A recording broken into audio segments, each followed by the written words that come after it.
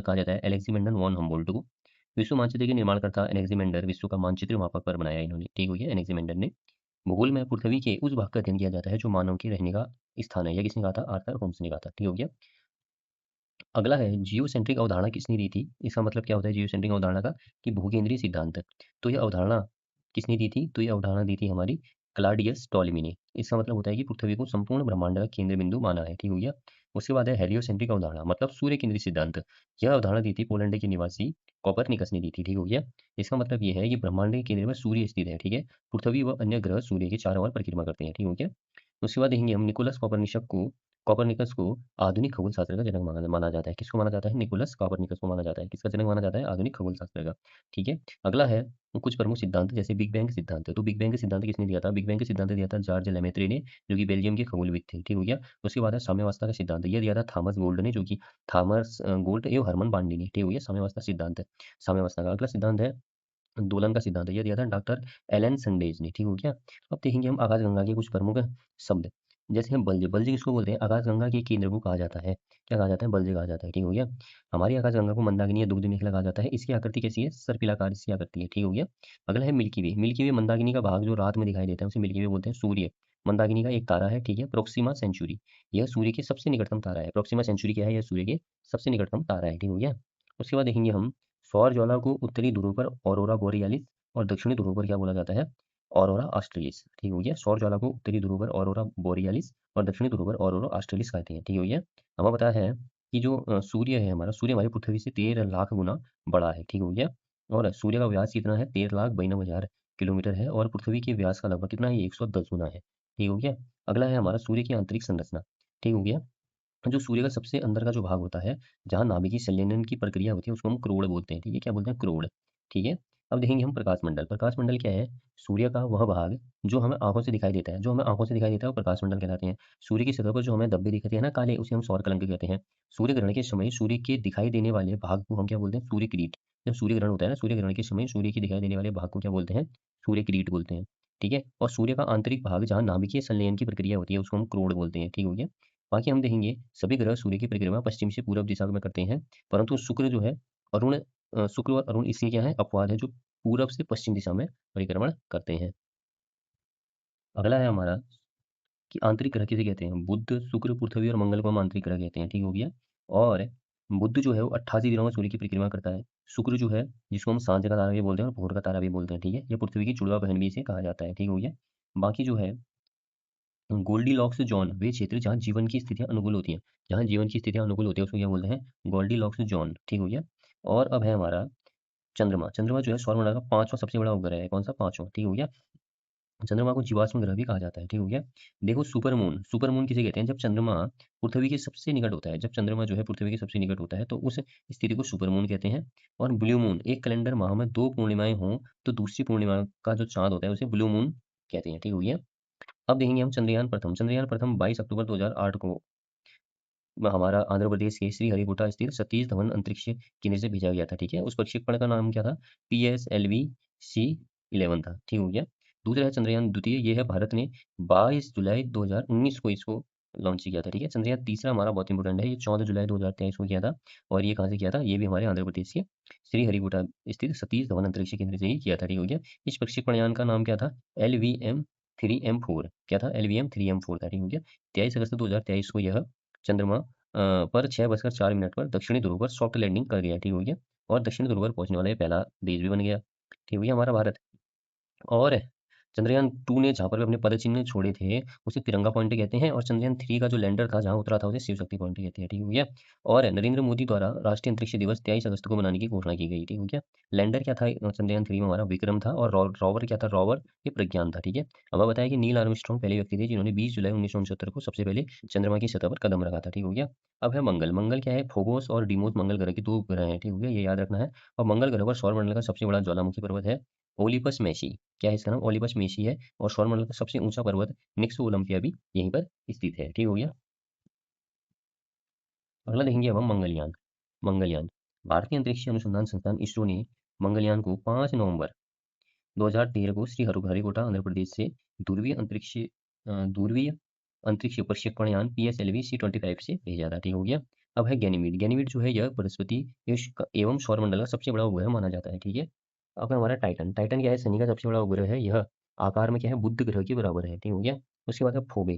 Phoebe क्या है, यह शनि ग्रह की कक्षा में घूमने की विपरीत दिशा में परिक्रमा करता है, ठीक हो गया। अरुण। अरुण जो है इसकी खोज 1781 में विलियम हर्शल द्वारा की गई थी, और इसके चारों ओर 9 वलयों में 5 वलयों के नाम गामा, अल्फा, डेल्टा, बीटा एवं इप्सिलॉन है, ठीक है। अधिक झुकाव झुकाव अधिक होने के कारण इसे लेटा हुआ ग्रह भी हम कहते हैं, ठीक हो गया। इसका सबसे बड़ा उपग्रह टाइटेनिया है, ठीक है। अगला है हमारा वरुण। वरुण क्या है, सबसे ठंडा ग्रह माना जाता है, और ट्रिटोन एवं मेरिड वरुण के 2 उपग्रह हैं, ठीक है। वरुण हरे रंग का ग्रह है, ठीक हो गया। ये हो गया। अब देखेंगे हम शुक्र ग्रह किसे बोलते हैं। मंगल तथा बृहस्पति ग्रह।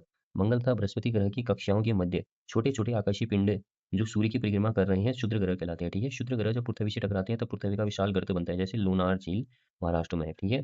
अब है हमारा फोरवेस्टा। फोरवेस्टा, इस क्षुद्र ग्रह को हम नंगी आंखों से देख सकते हैं, कि क्षुद्र ग्रह को फोरवेस्टा को देख सकते हैं, ठीक है। हमें बताया हेली पुच्छल तारा जो है हमारा 76 वर्षों के अंतराल के बाद दिखाई देता है। हेली, कौन सा हेली, हमारा क्या कौन सा हेली, हेली पुच्छल तारा 76 वर्षों के अंतराल के बाद दिखाई देता है, ठीक हो गया। और अंतिम बार 1986 में दिखा था, अब 2062 में दिखेगा, ठीक है। और हमें पता है सूर्य के निकटतम ग्रह बुध हो गया, सबसे छोटा बुध हो गया। तापांतर वाला ग्रह सर्वाधिक बुध हो गया। पृथ्वी के निकटतम शुक्र हो गया, सर्वाधिक गर्म शुक्र हो गया। चमकीला शुक्र हो गया। भोर का तारा शुक्र हो गया। सांझ का तारा शुक्र हो गया। और पृथ्वी की जुड़वा बहन शुक्र वाले युक्त शनि हो गया। सर्वाधिक उपग्रहों वाला ग्रह शनि हो गया। सबसे बड़ा ग्रह हमारा बृहस्पति हो गया। और सर्वाधिक घनत्व वाला ग्रह हमारा पृथ्वी हो गया। लाल ग्रह हम मंगल को कहते हैं। अगला है पृथ्वी सौरमंडल का एक ग्रह है। इनकी दो गतियां, एक तो घूर्णन हो गया, या जिसको हम परिभ्रमण गति भी बोलते हैं, ठीक है। पृथ्वी सदैव अपने अक्ष पर पश्चिम से पूरब की ओर घूमती है, जिसे पृथ्वी का घूर्णन या परिभ्रमण कहते हैं। पृथ्वी के परिभ्रमण के कारण दिन और रात होते हैं, अतः इस गति को दैनिक गति भी कहते हैं, ठीक हो गया। अगला है परिक्रमण। परिक्रमण किसे बोलेंगे हम, परिक्रमण बोलेंगे हम पृथ्वी के जो दीर्घवृत्तीय मार्ग को भूकक्षा कहते हैं, ठीक है। पृथ्वी के इस दीर्घवृत्तीय मार्ग को भूकक्षा कहते हैं। इसमें क्या होता है परिक्रमण में, पृथ्वी अपने अक्ष पर घूमने के साथ साथ सूर्य के चारों ओर एक दीर्घवृत्तीय मार्ग पर लगभग 365 दिन 6 घंटे में एक चक्कर पूरा कर लेती है, ठीक है। तो इसलिए और पृथ्वी के इस दीर्घवृत्तीय मार्ग को भूकक्षा कहते हैं, तथा पृथ्वी की इस गति को परिक्रमण या वार्षिक गति कहते हैं, ठीक हो गया। अगला है उपसूर्य। पृथ्वी जब सूर्य की निकटतम दूरी पर होती है उसे उपसूर्य कहते हैं, ठीक है। ऐसी स्थिति 3 जनवरी को होती है, ठीक हो गया। अगला है हमारा अपसूर्य। पृथ्वी जब सूर्य की अधिकतम दूरी पर होती है उसे अपसूर्य कहते हैं। ऐसी स्थिति कब होती है, 4 जुलाई को होती है, ठीक है। उपसूर्य और अपसूर्य को मिलाने वाली काल्पनिक रेखा सूर्य के केंद्र से गुजरती है, जिसे एप्साइड रेखा कहते हैं, ठीक है। क्या कहते हैं, एप्साइड रेखा कहते हैं, ठीक हो गया। अगला है हमारा ऋतु परिवर्तन। पृथ्वी के परिक्रमण में 4 मुख्य अवस्थाएं होती हैं। जब पृथ्वी का परिक्रमण होता है ना, जब परिक्रमण होता है पृथ्वी का, जब पृथ्वी न केवल अपने अक्ष पर घूमती है बल्कि सूर्य की परिक्रमा भी करती है, अतः पृथ्वी के की सूर्य से सापेक्ष स्थितियां बदलती रहती हैं। पृथ्वी के परिक्रमण में 4 मुख्य अवस्थाएं होती हैं, ठीक है। क्या-क्या अवस्थाएँ होती हैं? जब ये परिक्रमण की स्थिति आती है, तो पहली अवस्था होती है एक तो ये कर्क संक्रांति, ठीक है? 21 जून को सूर्य कर्क रेखा पर लंबवत चमकता है। इस स्थिति को कर्क संक्रांति या ग्रीष्म अयनांत कहते हैं, ठीक है? इस दिन उत्तरी ध्रुव में सबसे बड़ा दिन और सबसे छोटी रात होती है, ठीक है? इस मतलब उत्तरी ध्रुव में सबसे बड़ा दिन और सबसे छोटी रात होती है, और दक्षिणी गोलार्ध में इस दिन सबसे छोटा दिन और सबसे बड़ी रात होगी, ठीक है? नॉर्वे में अर्धरात्रि के समय सूर्य 21 जून को ही दिखाई देता है, ठीक है? अगला है मकर संक्रांति। 22 दिसंबर को सूर्य मकर रेखा पर लंबवत चमकता है। इस स्थिति को मकर संक्रांति या शीत अयनांत कहते हैं। 22 दिसंबर को दक्षिणी गोलार्ध में सबसे बड़ा दिन होता है, वह जबकि छोटी रात होती है, और उत्तरी गोलार्ध में सबसे छोटा दिन व सबसे बड़ी रात होती है। उसके बाद है विषुव की स्थिति। विषुव की स्थिति क्या है? यह पृथ्वी की वह स्थिति है जब सूर्य विषुवत रेखा पर लंबवत चमकता है, तथा इस दिन सर्वत्र दिन व रात की अवधि बराबर होती है, ठीक है। 21 मार्च से 23 सितंबर को संपूर्ण पृथ्वी पर दिन एवं रात की अवधि बराबर होती है, ठीक है। 21 मार्च की स्थिति को बसंत विषुव कहते हैं, और 23 मार्च की स्थिति को शरद विषुव कहते हैं, ठीक है। पृथ्वी अपने अक्ष पर 23 डिग्री झुकी होने के कारण दिन और रात की अवधि में अंतर होता है, ठीक है। अब हमारा सूर्य ग्रहण। जब चंद्रमा सूर्य तथा पृथ्वी के बीच आ जाता है तो सूर्य की चमकती सतह चंद्रमा के कारण दिखाई नहीं देती है, तो इसे सूर्य ग्रहण कहा जाता है। यह स्थिति हमेशा अमावस्या के दिन होती है, ठीक है। और सूर्य ग्रहण की स्थिति में कौन सी स्थिति होती है, युति स्थिति होती है, युति, ठीक हो गया। अगला है हमारा चंद्र ग्रहण। अब चंद्र ग्रहण क्या है हमारा, मैंने बताया चंद्र ग्रहण हमेशा पूर्णिमा की रात को होता है, ठीक है। और इस दिन वियुति की स्थिति होती है, वियुति की स्थिति होती है, ठीक है। एक वर्ष में अधिकतम 7 बार चंद्र ग्रहण या सूर्य ग्रहण की स्थिति उत्पन्न हो सकती है। कितनी हो सकती है, 7 बार चंद्र ग्रहण और सूर्य ग्रहण की उत्पत्ति मतलब उत्पन्न हो सकती है, ठीक है। अगला है हमारा ज्वार भाटा। ज्वार भाटा, सूर्य हमें पता है कि जो ज्वार भाटा है, इसके लिए हमारा सिर्फ इतना याद रखना बहुत जरूरी होगा कि ज्वार भाटा के लिए उत्तरदायी कारक कितने हैं, तो सूर्य का गुरुत्वीय बल, चंद्रमा का गुरुत्वीय बल, और पृथ्वी का अपकेंद्रीय बल, ठीक हो गया। और ज्वार-भाटा की उत्पत्ति से संबंधित संकल्पनाएँ दी गई हैं। एक तो न्यूटन का हमारा गुरुत्वाकर्षण बल सिद्धांत है, दूसरा हेबल का परिगामी तरंग सिद्धांत है, तीसरा एरी का हमारा नमन सिद्धांत है, चौथा हमारा लाप्लास का गतिज सिद्धांत है, ठीक है? तो न्यूटन का गुरुत्वाकर्षण बल सिद्धांत, हेबल का परिगामी तरंग सिद्धांत, एरी का नहर सिद्धांत और लाप्लास का गतिज सिद्धांत, ठीक है? जब सूर्य और पृथ्वी और चंद्रमा एक सीधी रेखा में होते हैं, इस समय दीर्घ ज्वार आता है। इस स्थिति को सिजीगी कहते हैं। क्या कहते हैं? सिजीगी। दीर्घ ज्वार पूर्णिमा व अमावस्या को आता है। ठीक हो गया। युति-वियुति की घटनाएँ दीर्घ ज्वार में पाई जाती है। युति-वियुति की घटनाएँ किस ज्वार में पाई जाती है? दीर्घ ज्वार में पाई जाती है। ठीक है। हमें पता है कि कनाडा के न्यू ब्रंसविक तथा नोवा स्कोशिया के मध्य फंडी की खाड़ी में विश्व का सबसे ऊंचा ज्वार आता है। ठीक है। और भारत के ओखा तट गुजरात पर मात्र 2.7 मीटर का ऊंचा ज्वार आता है। ठीक हो गया। और हमें बताया कि इंग्लैंड के दक्षिणी तट पर स्थित साउथ हैम्पटन हैम्पटन में प्रतिदिन 4 बार ज्वार आता है। तो सबसे ऊंचा ज्वार कहाँ आता है? कनाडा की फंडी की खाड़ी में आता है। ठीक है। न्यू ब्रंसविक तथा नोवा स्कोबिया के मध्य। ठीक हो गया। अब हमारा अक्षांश और देशांतर रेखा है। ठीक है। तो 0 डिग्री अक्षांश रेखा को विषुवत रेखा या भूमध्य रेखा कहते हैं। ठीक है। अक्षांशों की संख्या कितनी होती है? 181 होती है। ठीक हो गया। भूमध्य रेखा के उत्तरी भाग को उत्तरी गोलार्ध और दक्षिणी भाग को दक्षिणी गोलार्ध कहते हैं। ठीक है। उत्तरी गोलार्ध 23 1/2 उत्तरी अक्षांश कर्क रेखा और 66 1/2 उत्तरी अक्षांश आर्कटिक रेखा कहलाती है। ठीक है। और विषुवत रेखा से भूमध्य रेखा की ओर अक्षांशों के मध्य की दूरी बढ़ती है। विषुवत रेखा पर 110.6 किलोमीटर जबकि ध्रुव पर यह 111.7 किलोमीटर होती है। ठीक हो गया। दो अक्षांश रेखाओं के बीच के भाग को कटिबंध कहते हैं और सभी अक्षांश रेखाएं कैसी होती हैं? समांतर होती हैं। ठीक है। अब है हमारा देशांतर। देशांतर प्रधान यामोत्तर रेखा 0 डिग्री देशांतर है जो लंदन इंग्लैंड के ग्रीनविच से होकर गुजरती है। ठीक हो गया। दो देशांतर रेखाओं के मध्य दूरी भूमध्य रेखा पर 111.32 किलोमीटर तथा ध्रुवों पर इनके मध्य की दूरी 0 किलोमीटर होती है। ठीक है। सभी देशांतर रेखाओं को महान वर्त कहा जाता है। ठीक है। दो देशांतर रेखाओं के बीच भाग को गोरे कहा जाता है। ठीक हो गया। पृथ्वी पश्चिम से पूरब की ओर अपनी धुरी पर घूम रही है। ठीक है। 1 डिग्री देशांतर की दूरी तय करने में पृथ्वी को 4 मिनट का समय लगता है। ठीक हो गया। देशांतर रेखाएं समांतर नहीं होती है। बहुत इंपॉर्टेंट है। देशांतर रेखाएं समांतर नहीं होती है और शून्य अंश अक्षांश व शून्य अंश देशांतर अटलांटिक महासागर में काटती है। ठीक हो गया। अगला है पृथ्वी पर 180 डिग्री देशांतर के लगभग सात सात स्थल खंडों को जोड़ते हुए निर्धारित की गई रेखा अंतर्राष्ट्रीय तिथि रेखा कहलाती है। ठीक है। अंतर्राष्ट्रीय तिथि रेखा आर्कटिक सागर, चुकी सागर, बेरिंग स्ट्रेट व प्रशांत महासागर से गुजरती है। ठीक है। अंतर्राष्ट्रीय तिथि रेखा के पूर्व व पश्चिम में एक दिन का अंतर पाया जाता है। ठीक है। तिथि रेखा के पश्चिम दिशा में जाने पर एक दिन जोड़ दिया जाता है तथा पूर्व दिशा में जाने पर एक दिन क्या कर दिया जाता है? घटा दिया जाता है। ठीक है। संपूर्ण पृथ्वी को 24 कटिबंधों में बांटा है। कितनी कटिबंधों में बांटा है? 24 कटिबंधों में बांटा है। ठीक हो गया। हमें पता है कि अमेरिका से 6 और रूस में 11 मानक समय है। ठीक हो गया। कुछ देशों में ये अत्यधिक देशांतरी विस्तार के कारण एक से अधिक मानक समय है। ठीक है। जैसे अमेरिका में क्या है? 6 और रूस में 11 मानक समय है। ठीक है। भारत का मानक समय क्या है? 82 से 1/2 डिग्री पूर्वी यामोत्तर जो उत्तर प्रदेश के इलाहाबाद के निकट मिर्जापुर से गुजरती है। ठीक है। भारत का मानक समय ग्रीनविच समय से 5.5 घंटा आगे है। ठीक है। जब ग्रीनविच में दोपहर के 12 बजे हो तो उस समय भारत के शाम में क्या बजेंगे? शाम में 5:30 बजेंगे। ठीक हो गया। अब है हमारा पृथ्वी का भूगर्भिक इतिहास। ठीक है। अब हमारा पृथ्वी का भूगर्भिक इतिहास। पृथ्वी के भूगर्भिक इतिहास की व्याख्या का सर्वप्रथम प्रयास किसने किया था? कास्ते द बाफन ने किया था। ठीक है। पृथ्वी की आयु निर्धारित करने में यूरेनियम डेटिंग विधि का प्रयोग किया जाता है। ठीक है।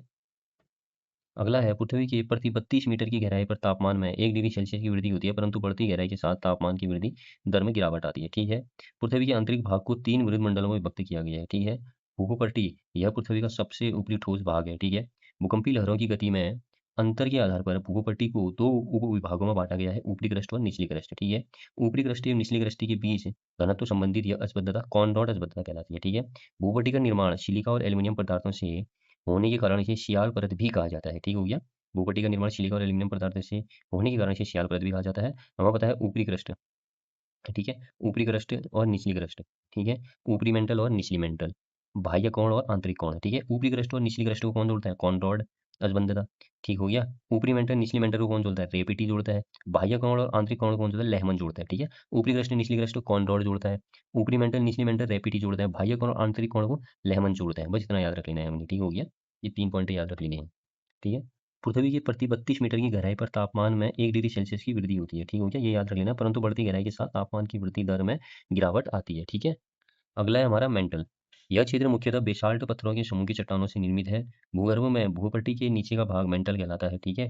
ऊपरी मेंटल निचले मेंटल के बीच घनत्व संबंधित यह असबंधता रेपिटी संबंधित असबंधता कहलाती है। ठीक है। ऊपरी मेंटल के भाग को दुर्बलता मंडल भी कहते हैं। मेटल का निर्माण मुख्यतः सिलिका और मैग्नीशियम पदार्थों से होने के कारण इसे सीमा परत भी कहा जाता है। ठीक हो गया। अगला है क्रोड़। क्रोड़ जो है पृथ्वी के आंतरिक भाग की यह अंतिम परत है।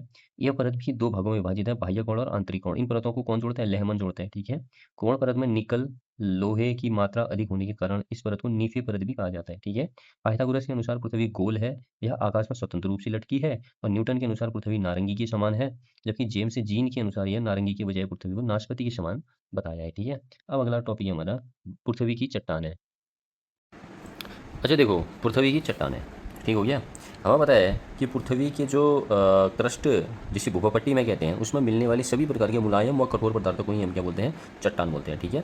अगर निर्माण विधि के अनुसार हम देखें तो चट्टान कितने प्रकार की होती है, 3 प्रकार की होती है। ठीक है। एक होती है हमारी आग्नेय चट्टान, ठीक है, इसको हम प्राथमिक चट्टान भी कहते हैं। ठीक हो गया, ठीक हो गया। और इसे अवसादी चट्टान व कायंत्री चट्टान इसी चट्टान से निर्मित है। ठीक हो गया, इन्हीं आग्नेय चट्टानों से निर्मित है। ठीक हो गया। आग्नेय चट्टान में जीवाश्म का अभाव होता है। अब जीवाश्म का अभाव तो होगा ही, क्योंकि ये कहाँ से निकलते हैं, नीचे ज्वालामुखी से जो फर्स्ट में जो मैग्मा निकलता है, उससे जो चट्टानें बनते हैं उन्हें ही हम आग्नेय बोलते हैं। ठीक हो गया। और इसमें जीवाश्म कहाँ से होगा, भी जीवाश्म का अभाव तो होगा ही इसमें। ठीक है। और लेकिन इसमें क्या होता है, आर्थिक रूप से यह बहुत ही संपन्न चट्टान होती है। ठीक है। इसमें चुंबकीय लोहा, निकल, तांबा, सीसा, जस्ता, मैग्नीज, सोना, प्लेटिनम आदि पाई जाते हैं। ठीक हो गया। भूपट्टी का लगभग 90% भाग तो आग्नेय चट्टानों से ही बना होता है। ठीक हो गया। हमें पता है कि आग्नेय चट्टानें कितने प्रकार की होती हैं, 2 प्रकार की आग्नेय चट्टानें होती हैं। ठीक है। एक तो आंतरिक आग्नेय चट्टानें होती हैं, इसके 2 पार्ट होते हैं, 2 वर्ग होते हैं। इसमें भी एक पाताली आंतरिक आग्नेय चट्टान है, एक मध्यवर्ती आंतरिक आग्नेय चट्टान है। ठीक हो गया। दूसरा हमारा बाह्य आग्नेय चट्टान होती है। ठीक है। बाह्य आग्नेय चट्टान, इस चट्टान को ज्वालामुखी चट्टान भी कहते हैं। इस चट्टान के शरण से काली मिट्टी का निर्माण होता है। ठीक है, बाह्य आग्नेय चट्टान से। ठीक हो गया। अच्छा, हम देखेंगे जो आग्नेय चट्टान है, आग्नेय चट्टान जो ग्रेनाइट है, ये इसका जो कायंत्रित रूप बनेगा वो बनेगा नीस। साइनाइट आग्नेय चट्टान है, इसका कायंत्रित रूप बनेगा वो बनेगा साइनाइट नीस। गैब्रो का कायंत्रित रूप बनेगा सर्पेंटाइन। बेसाल्ट का कायंत्रित रूप बनेगा शिस्ट। और बिटुमिनस कोयला का कायंत्रित रूप बनेगा ग्रेफाइट। ठीक है। तो ये बहुत ज़्यादा इंपॉर्टेंट है, ये आग्नेय का रूपांतरण बहुत ज़्यादा इंपॉर्टेंट है। ग्रेनाइट का नीस, साइनाइट का साइनाइट नीस, गैब्रो का सर्पेंटाइन, बेसाल्ट का शिस्ट, बिटुमिनस का ग्रेफाइट। ठीक है। अवसादी चट्टान अभी मैंने आपको बताया, आग्नेय एवं कायंत्रित चट्टानों की अपर्दन व निक्षेपण के फलस्वरूप निर्मित जो चट्टानें होते हैं उन्हें हम क्या बोलते हैं, अवसादी चट्टानें बोलते हैं। ठीक हो गया। ठीक है। अब इन चट्टानों में लोह, यस्क, फास्फेट, प्राकृतिक गैस, ठीक हो गया, खनिज, तेल के भंडार पाए जाने की सबसे अधिक संभावनाएं होती हैं। ठीक हो गया। और आगरा का किला हमें पता है, दिल्ली का लाल किला, ये बलुआ पत्थर नामक चट्टान से बना है, यह एक अवसादी चट्टान ही है। ठीक हो गया। अब जो अवसादी चट्टान है, अवसादी चट्टान का जो रूपांतरण होता है वो मैं आपको बताऊँ। जो स्पिंड है वो अवसादी चट्टान है। इसका कायंत्रित रूप क्या होगा, स्पिंड शिस्ट। बलुआ पत्थर है, इसका कायंत्रित रूप हो गया क्वार्टरजाइट। शैल है, इसका कायंत्रित रूप होगा स्लेट। चूना पत्थर है, इसका कायंत्रित रूप होगा संगमरमर। ठीक है। और लिग्नाइट कोयला है, इसका कायंत्रित रूप क्या हो गया, एंथ्रेसाइट होगा। ठीक हो गया। अब है कायंत्री चट्टानें। ठीक है।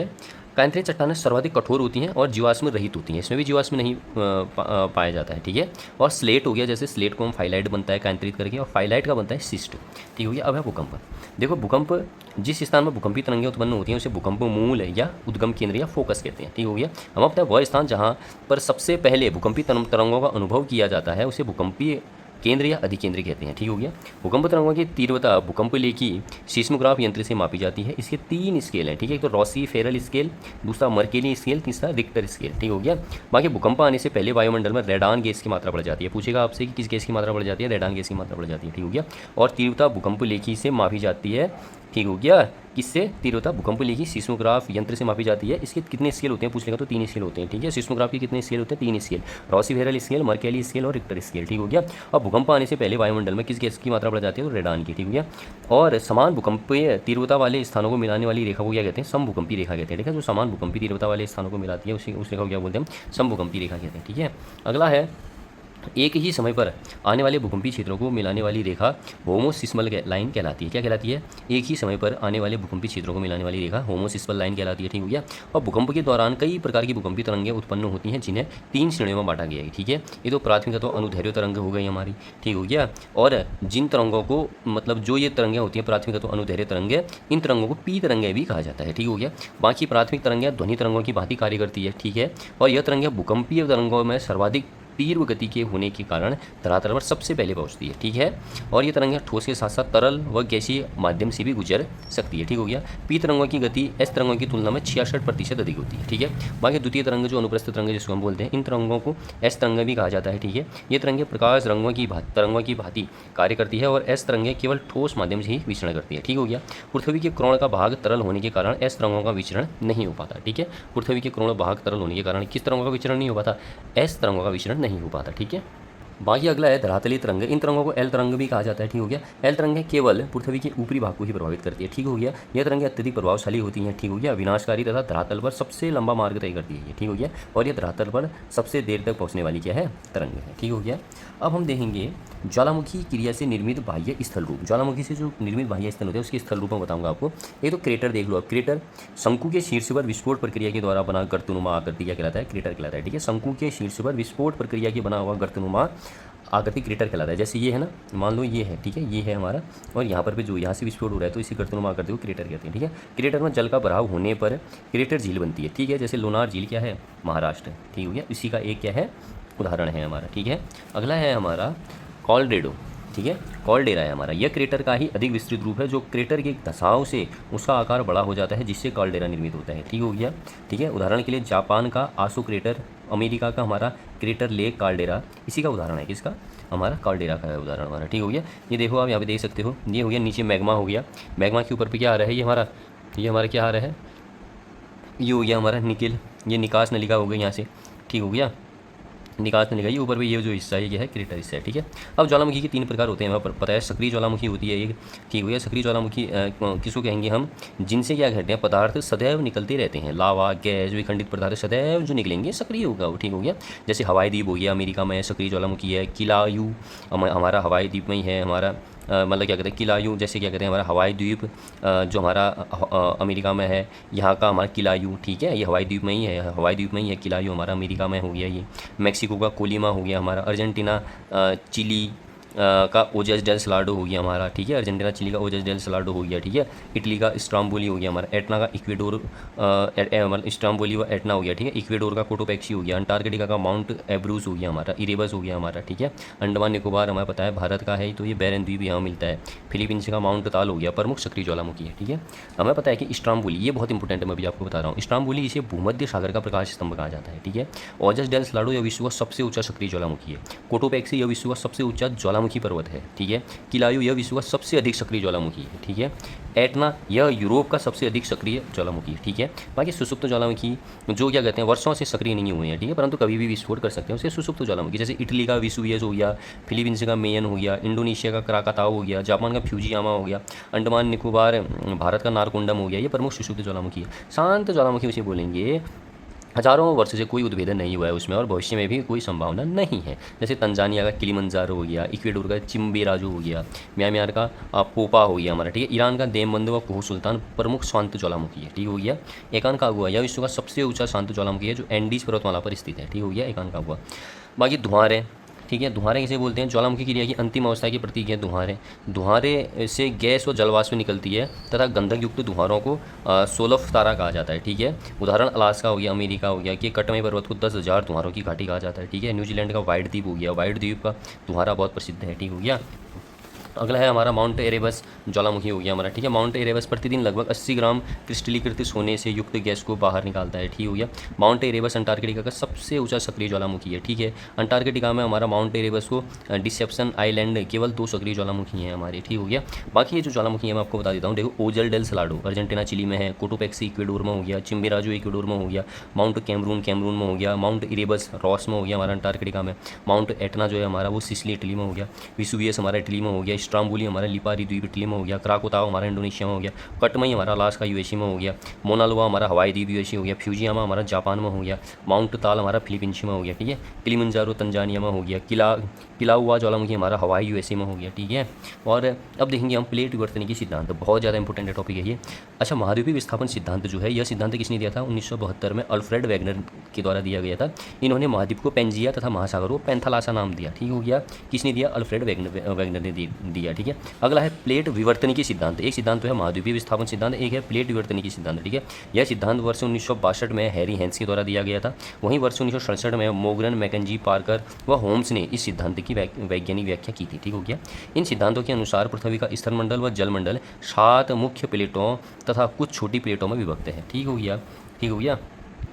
बाकी अपसारी प्लेट, देखो प्लेट संचरण के फलस्वरूप 3 प्रकार की प्लेट सीमाएं हैं, इतना याद रखो आप। एक तो अपसारी प्लेट सीमा, जब 2 प्लेट एक दूसरे से विपरीत दिशा में अलग हटती है तो नई परपट्टी का निर्माण होता है, उन्हें अपसारी प्लेट कहते हैं, ठीक हो गया। दूसरा है अभिसारी प्लेट सीमा, जब एक प्लेट दूसरी प्लेट के नीचे धंसती और जहाँ भूपट्टी नष्ट होती है वहाँ अभिसारी सीमा में निर्माण होता है, तथा इस सीमा में अधिक घनत्व की प्लेट कम घनत्व की प्लेट के नीचे धंस जाती है। इस क्षेत्र को बेनी ऑफ मैखला कहा जाता है, ठीक है। ये बहुत इंपॉर्टेंट है, देखो ठीक हो गया। क्या कहा इसने, जब एक प्लेट दूसरी प्लेट के नीचे धंसती है, ठीक है, और जहां भूपट्टी नष्ट होती है, ठीक है, वहां अभिसारी सीमा का निर्माण होता है, तथा इस सीमा में अधिक घनत्व की प्लेट कम घनत्व की प्लेट के नीचे धंस जाती है, ठीक है, और इसी क्षेत्र को बेनी ऑफ मैखला कहा जाता है, ठीक हो गया। उदाहरण के लिए मोड़दार पर्वतों का निर्माण हो गया, रॉकी पर्वत या वेंडीज पर्वत हो गया, इसमें ज्वालामुखी उद्गार भी देखने को मिलता है, ठीक हो गया।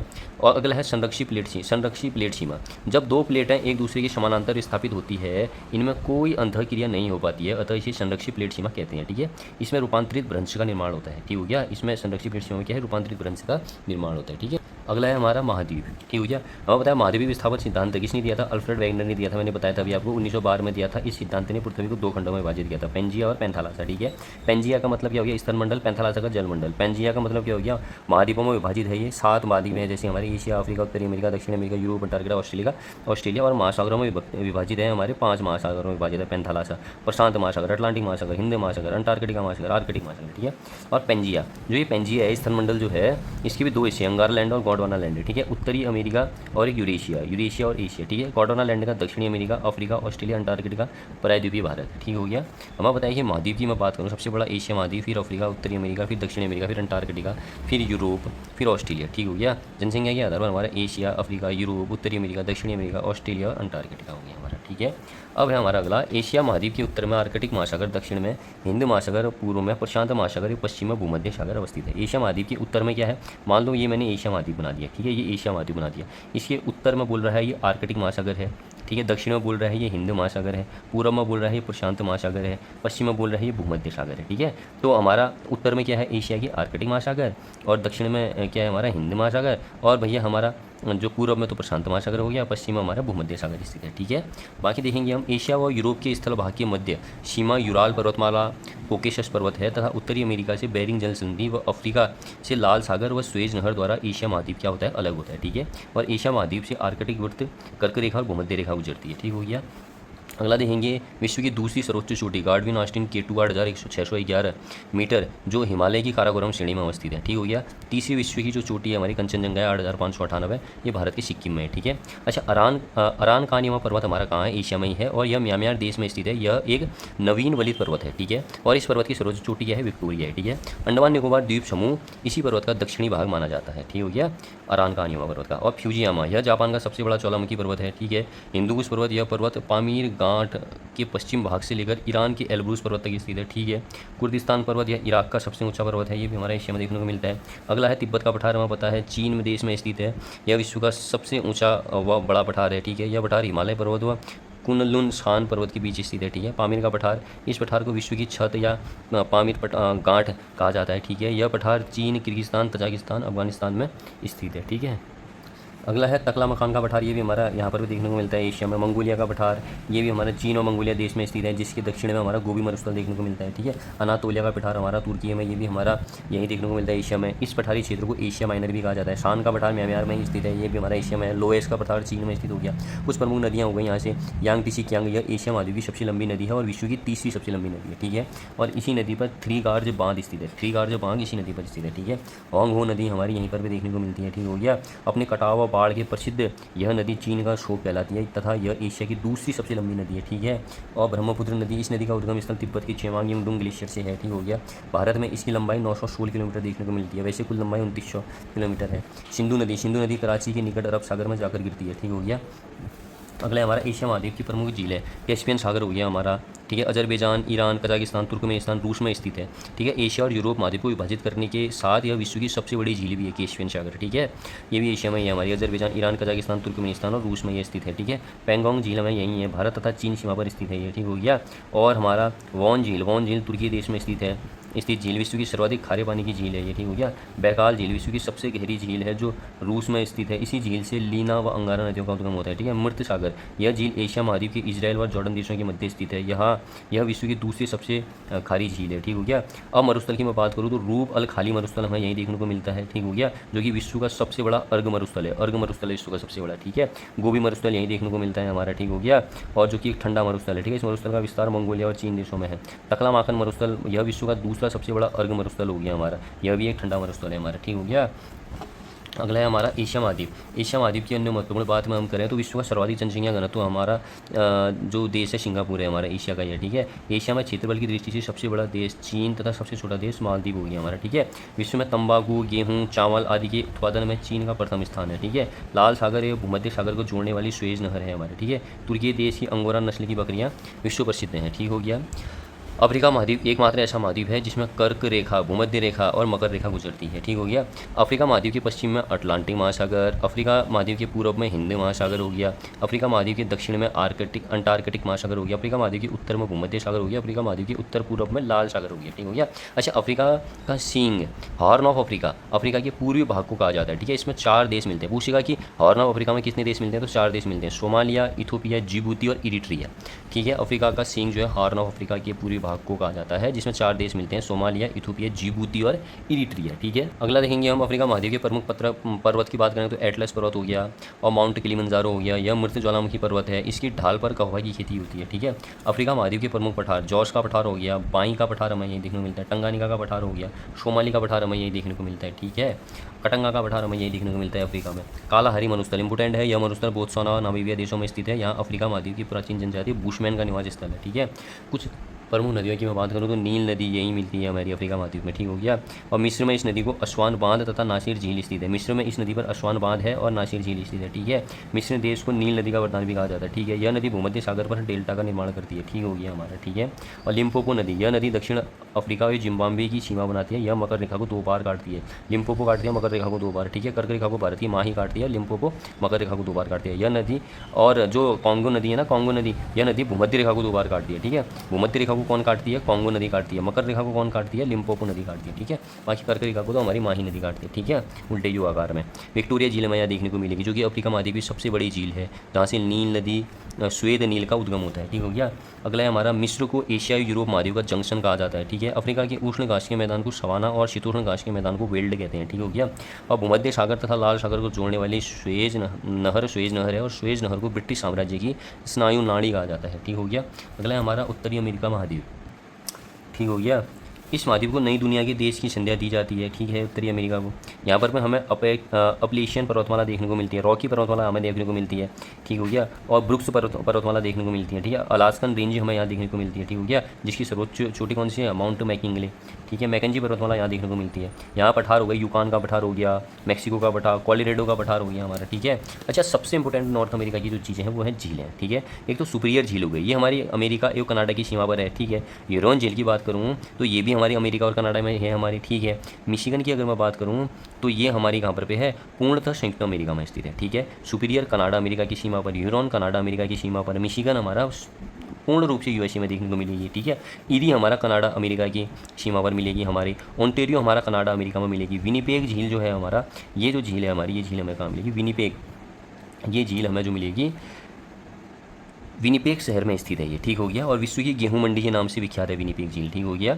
और ग्रेट सॉल्ट लेक जो है ये अमेरिका के ग्रेट बेसिन में स्थित है और अत्यधिक लवणता युक्त झील है ये, ठीक हो गया।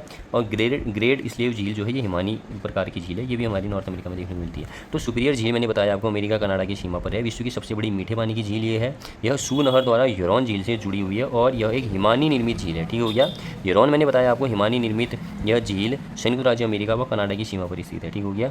और मिशिगन झील अगर मैं बात करूँ तो हिमानी निर्मित झील जो पूर्णतः अमेरिका में स्थित है, मैंने बताया, ठीक हो गया। और ईरी झील हो गया, यह कनाडा और संयुक्त राज्य अमेरिका की सीमा पर स्थित है, ठीक है। और ऑन्टेरियो ये हिमानी निर्मित झील है हमारी, ऑन्टेरियो भी, ठीक हो गया। और बाकी मैंने विनीपेग तो आपको बना दिया, ये आपको विनीपेग शहर में देखने को मिलेगी, ठीक है, ठीक है। अच्छा, ये पूरब से पश्चिम की अगर मैं बात करूँ, पूरब से पश्चिम यहाँ की ओर, ठीक है। तो मैंने एक ट्रिक बना रखी है, ओनली ईट हॉट मैगी सूप, ठीक है। ओनली का मतलब क्या हो गया हमारा, ऑन्टेरियो झील हो गया, ठीक हो गया, ये सबसे ज़्यादा पूर्वी में है हमारी। ईट का मतलब क्या हो गया हमारा, ईरी झील हो गया हमारा, ठीक है। और का मतलब क्या हो गया हमारा, यूरोन झील हो गया। मैगी का मतलब क्या हो गया हमारा, मिशिगन झील हो गया। और सूप का मतलब क्या हो गया हमारा, सुब्रियल झील हो गया, ठीक है। तो पूरब से पश्चिम की बात करें तो ओनली ईट और मैगी सूप, ये क्रम आपको कर लेना, याद कर लेना, ठीक है। अब हमें पता है कि जनसंख्या की दृष्टि से उत्तरी अमेरिका का सबसे बड़ा नगर मैक्सिको सिटी है, ठीक है। और कनाडा और संयुक्त राज्य अमेरिका के मध्य 49 डिग्री उत्तरी अक्षांश रेखा सीमा बनाती है, ठीक है। और उत्तरी अमेरिका के शीतोष्ण घासीय मैदान को प्रियरी कहते हैं, ठीक है। विश्व में सर्वाधिक कागज उत्पादित करने वाला देश कनाडा है, ठीक है। और विश्व का सर्वाधिक मक्का उत्पादन हमें पता है यूएसए देता है हमारा, ठीक है। क्यूबा देश को हम चीनी का कटोरा कहा जाता है, ठीक हो गया। और संयुक्त राज्य अमेरिका की बूटे खान जो है हमारे विश्व की सबसे बड़ी तांबे की खान है, ठीक हो गया। और 100 डिग्री पश्चिमी देशांतर रेखा इस महाद्वीप के मध्य से गुजरती है, ठीक है। कौन महाद्वीप की, उत्तरी अमेरिका महाद्वीप की, ठीक है। नियाग्रा जलप्रपात हमें पता है ईरी तथा ओंटारियो झील के मध्य स्थित है, ठीक हो गया। और जो गेहूं की मंडी के नाम से विख्यात है विनिपेग नहर, ये कनाडा में स्थित है, ठीक हो गया। और संयुक्त राज्य अमेरिका के दक्षिण पूर्वी तट पर चलने वाले चक्रवात को हम हरिकेन या टॉर्नेडो कहते हैं, ठीक हो गया। ये बहुत ज़्यादा इंपॉर्टेंट है। अब बात करेंगे हम दक्षिणी अमेरिका की। अब है दक्षिण अमेरिका। दक्षिण अमेरिका के 3 देशों में भूमध्य रेखा गुजरती है दक्षिण अमेरिका की, इक्वेडोर, कोलंबिया और ब्राज़ील, ठीक हो गया। और मकर रेखा गुजरती है दक्षिण अमेरिका की महाद्वीप के 4 देशों से, चिली, अर्जेंटीना, ब्राज़ील और पराग्वे, ठीक हो गया। एंडीज पर्वतमाला हमें पता है यह विश्व की सबसे लंबी, नवीन या हिमालय के बाद विश्व की दूसरी सबसे ऊंची पर्वतमाला है, ठीक हो गया। सर्वोच्च चोटी माउंट एकानकागुआ हो गई हमारी, जो अर्जेंटीना चिली देशों की सीमा पर स्थित है, ठीक हो गया। इस पर्वतमाला के मध्य बोलीविया का पठार स्थित है, ठीक है। और हमारा जो है दक्षिण अमेरिका महाद्वीप की प्रमुख पठार जो है बोलीविया का पठार, ठीक है। यह दक्षिण अमेरिका का सबसे ऊंचा पठार है, ठीक हो गया। इसी पठार पर विश्व की सबसे ऊंची नौकागम्य झील टिटिकाका झील स्थित है, ठीक हो गया। अगला है पेटागोनिया का पठार, अर्जेंटीना में स्थित है। यह गिरिपद पठार का सर्वोत्तम उदाहरण है, ठीक हो गया। और अगला जो नदियाँ हैं हमारी, जैसे अमेजन नदी हो गई हमारी, ठीक है। यह नदी एंडीज पर्वतमाला से निकलकर ब्राज़ील से होकर अटलांटिक महासागर से गिरती है, ठीक हो गया। अब हमारा अमेजन वर्षा वन को पृथ्वी के फेफड़े कहा जाता है, ठीक है। और ओरेनिको नदी को झरनों का प्रदेश कहा जाता है हमारा, ठीक हो गया। दक्षिण अमेरिका की झीलों की बात करूँ, टिटिकाका झील यहाँ देखने को मिलती है, इसे हनीमून झील भी कहा जाता है, ठीक है। अटाकामा मरुस्थल हमें यहाँ देखने को मिल जाएगा। पेरू तथा चिली में स्थित विश्व का सबसे शुष्कतम मरुस्थल है ये, ठीक हो गया। पेंटागोनिया मरुस्थल देखने को मिल जाएगा। अर्जेंटीना में स्थित यह एक शीतोष्ण मरुस्थल है। लानोस घास की भूमि यहाँ मिल जाएगी। वेनेजुएला व कोलंबिया में स्थित है, यह उष्णकटिबंधीय घास का मैदान है, ठीक है। शैलवास घास की भूमि यहाँ देखने को मिल जाएगी। कैंपोज घास की भूमि हमें देखने को मिल जाएगी, ब्राज़ील में उष्णकटिबंधीय घास भूमि है ये हमारी, ठीक है। और शैलवास घास भूमि अमेजन नदी बेसिन में पाई जाती है और उष्णकटिबंधीय घास मैदान को शैलवास कहते हैं, ठीक है। पंपास घास भूमि अर्जेंटीना में स्थित है हमारा, शीतोष्ण घास के मैदान है ये, ठीक है। और पंपास को अर्जेंटीना का हृदय भी कहते हैं हम, ठीक है। अर्जेंटीना का प्रमुख कपास उत्पादक क्षेत्र जो है चैको का मैदान है, ठीक हो गया। दक्षिण अमेरिका की मूल निवासी डेड इंडियन हो गया। ब्राज़ील की मिश्रित जनजातियाँ मेस्टिजो, मुलाटू, जेम्बू हो गई हमारे, ठीक हो गया। और दक्षिण अमेरिका महाद्वीप को पक्षियों का महाद्वीप कहा जाता है, ठीक है। यह संसार का सबसे आर्द्र महाद्वीप है, ठीक हो गया। एंडीज पर्वत के पूर्वी ढाल के वनों को मोंटाना कहते हैं, ठीक हो गया। अगला है हमारा दक्षिण अमेरिका की अर्जेंटीना में घास के मैदान को पंपास कहते हैं, ठीक है। और विश्व में सर्वाधिक कॉफ़ी उत्पादित करने वाला देश ब्राज़ील है, यहाँ कॉफ़ी के बागानों को फेजेंडा कहा जाता है, ठीक हो गया। अगला है हमारा अंटार्कटिका महाद्वीप, ठीक है।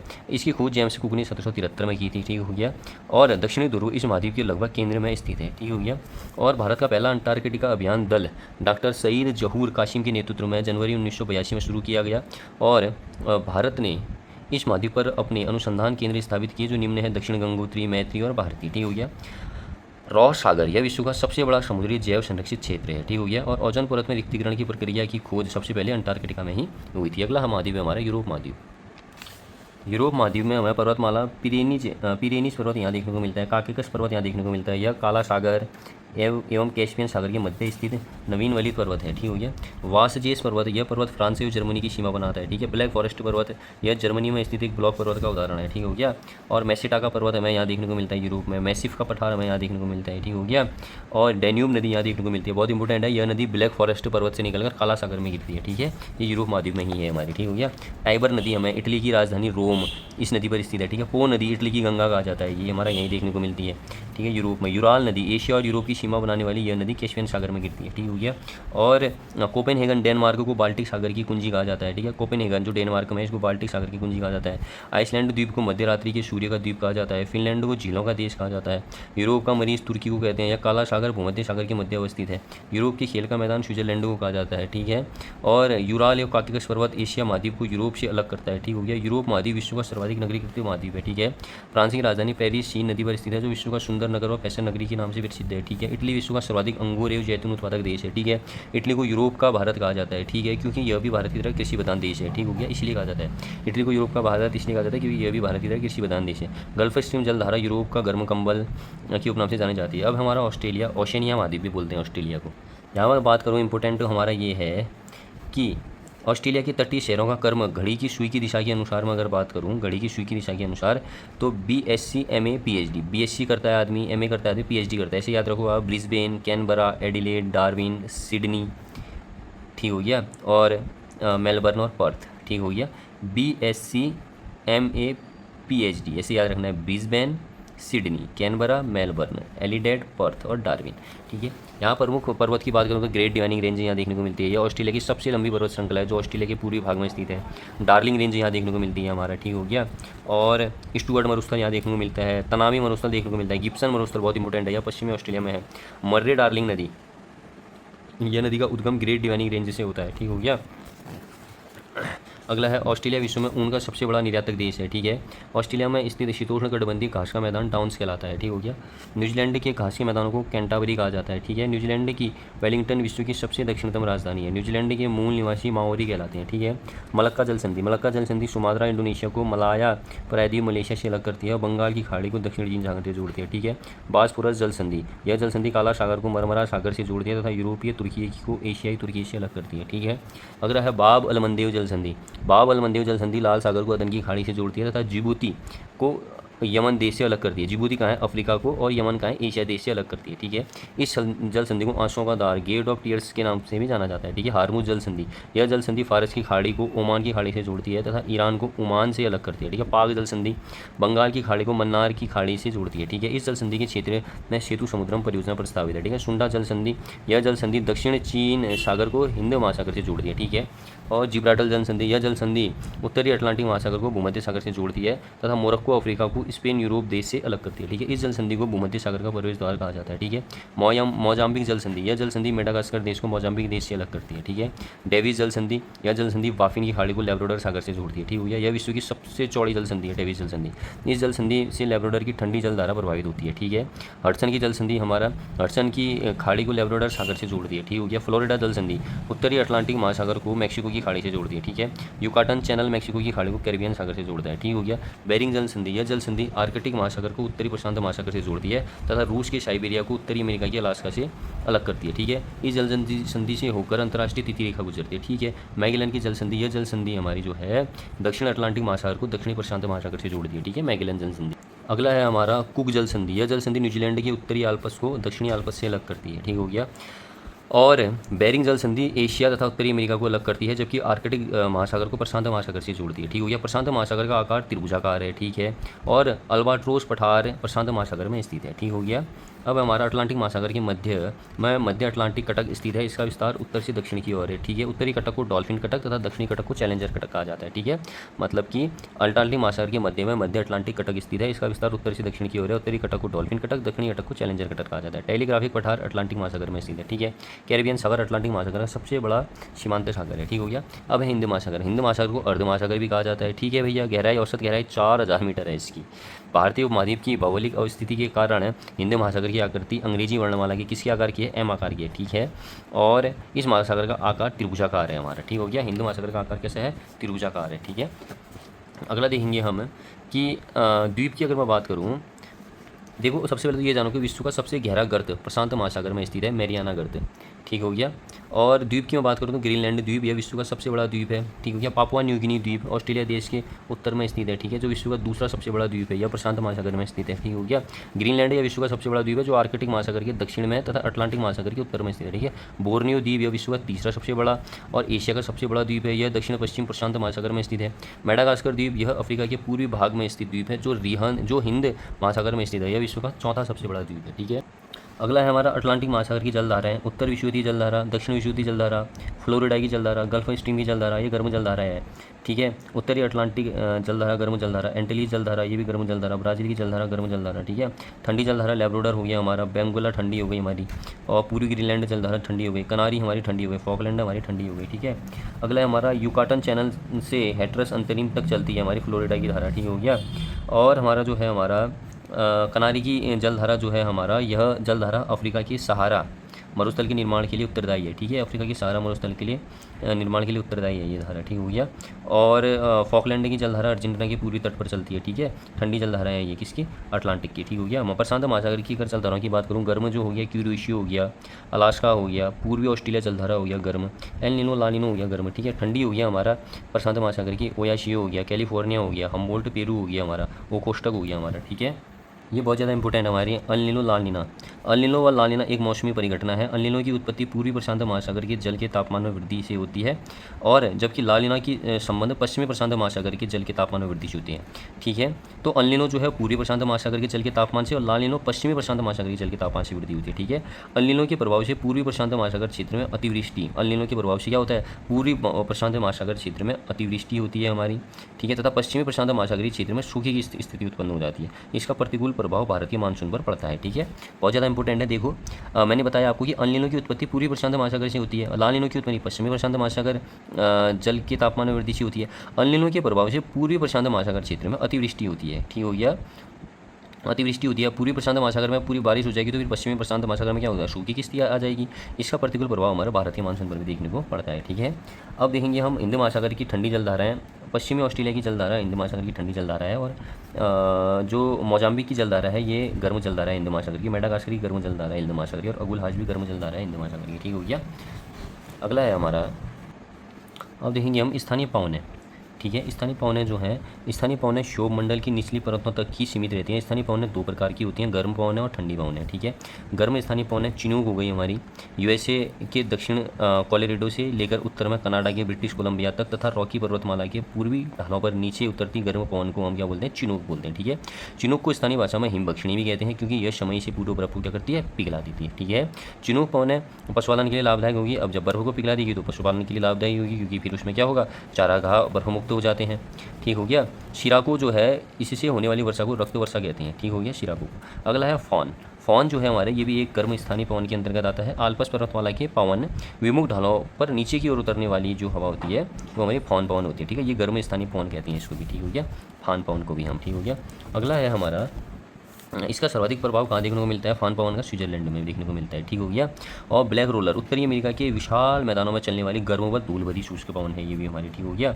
और ये सब गर्म स्थानीय पवन है। ठीक है, हरमटन गर्म स्थानीय पवन है, इसे डॉक्टर पवन भी बोलते हैं। और ब्रिक फील्डर ये भी स्थानीय पवन है। नॉर्वेस्टर या न्यूजीलैंड में चलने वाली गर्म स्थानीय पवन है। लू जो है हमारा, हमें पता है ये भारत में। ठीक है, और ये हमारा क्या कहते हैं, जोंडा। जोंडा हमारा इस शीत पवन भी कहा जाता है ये सूर्य का, ये भी गर्म स्थानीय पवन है। बाकी ठंडी स्थानीय पवन जो है, मिस्ट्रल हो गई हमारी ठंडी स्थानीय पवन। ठीक है, बोरा हो गई हमारी ठंडी स्थानीय पवन। ठीक हो गया। और अब हम देखेंगे वातार्ग। वातार्ग किसे बोलते हैं, वातार्ग से मौसम के पूर्वानुमान में सहायता मिलती है। ठीक है, वातार्ग से मौसम के पूर्वानुमान में क्या मिलती है, सहायता मिलती है। ठीक है, क्या वातार्गों के बनने की प्रक्रिया को वातार्ग जनन तथा नष्ट होने की प्रक्रिया को वातार्ग क्षय कहा जाता है। ठीक है, वातार्ग कितने प्रकार के होते हैं, 4 प्रकार के। सीधे यही पूछेगा आपसे, एक उष्ण वातार्ग हो गया, शीत वातार्ग हो गया, अधिवृष्टि वातार्ग हो गया, और स्थायी अचर वातार्ग हो गया। ठीक हो गया, ये देखेंगे हम। जब वातार्ग स्थिर हो जाए तो उसे स्थायी वातार्ग कहा जाता है। ठीक है, ये जो चौथा वातार्ग है। अगला है हमारा आर्द्रता। आर्द्रता किसे बोलते हैं, ह्यूमिडिटी। वायुमंडल में उपस्थित जलवाष्प को आर्द्रता कहा जाता है। यह मुख्य रूप से 3 प्रकार की होती है। ठीक है, निरपेक्ष आर्द्रता, सापेक्ष आर्द्रता। ठीक हो गया। और हमारा विशिष्ट आर्द्रता। ठीक हो गया, ये याद रखेंगे। जो निरपेक्ष आर्द्रता होती है, वायु की प्रति इकाई आयतन में उपस्थित जलवाष्प की मात्रा को निरपेक्ष आर्द्रता कहते हैं। अगर पूछेगा आपसे निरपेक्ष आर्द्रता को कैसे नापते हैं, इसे ग्राम प्रति घन मीटर में दर्शाते हैं। ठीक है, और सापेक्ष आर्द्रता इसे प्रतिशत में दर्शाते हैं। ठीक हो गया। और विशिष्ट आर्द्रता इसे प्रति किलोग्राम में मापा जाता है। ठीक हो गया। तो विशिष्ट आर्द्रता प्रति किलोग्राम में मापते हैं, सापेक्ष आर्द्रता प्रतिशत में दर्शाते हैं, और निरपेक्ष आर्द्रता ग्राम प्रति घन मीटर में दर्शाते हैं। ठीक हो गया। अगला है हमारा वर्षा। एक तो हो गया संवहनीय वर्षा हो गई हमारी। ठीक है, जब धरातल अत्यधिक गर्म हो जाता है, उसके साथ चलने वाली वायु भी क्या हो जाती है, गर्म हो जाती है। ठीक हो गया।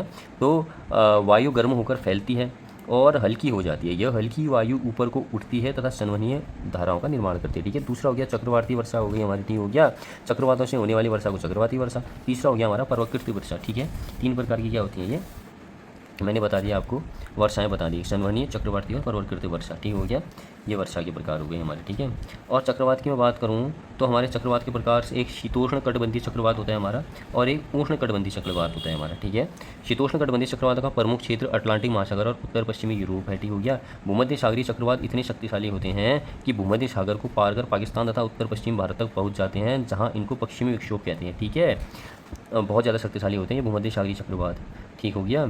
और शीतोष्ण कटिबंधीय चक्रवात है ये, ठीक हो गया। हमें पता है कि पृथ्वी के घूर्णन के कारण इनकी दिशा उत्तरी गोलार्ध से दक्षिण मतलब घड़ी की सुइयों के चलने की दिशा के विपरीत वामावर्त तथा दक्षिणी गोलार्ध में घड़ी की सुइयों की दिशा की दक्षिणावर्त होती है, ठीक है, इन चक्रवातों की हवा, ठीक हो गया। और उष्णकटिबंधीय चक्रवात मैंने बताया आपको कि उष्णकटिबंधीय चक्रवात अत्यधिक विनाशकारी होते हैं, ठीक हो गया, वायुमंडलीय तूफान होते हैं ये, ठीक है, जिनकी उत्पत्ति कर्क और मकर रेखाओं के मध्य महासागरीय क्षेत्र में होती है उष्णकटिबंधीय चक्रवातों की, ठीक हो गया। और वह स्थान जहाँ से उष्णकटिबंधीय चक्रवात तट को पार कर जमीन पर पहुँचते हैं चक्रवात का लैंडफॉल कहलाता है, ठीक है। और भूमध्य रेखा के समीप जहाँ दोनों गोलार्ध की व्यापारिक कोने मिलती हैं उसे अंतः उष्णकटिबंधीय अभिसरण क्षेत्र कहते हैं, ठीक हो गया।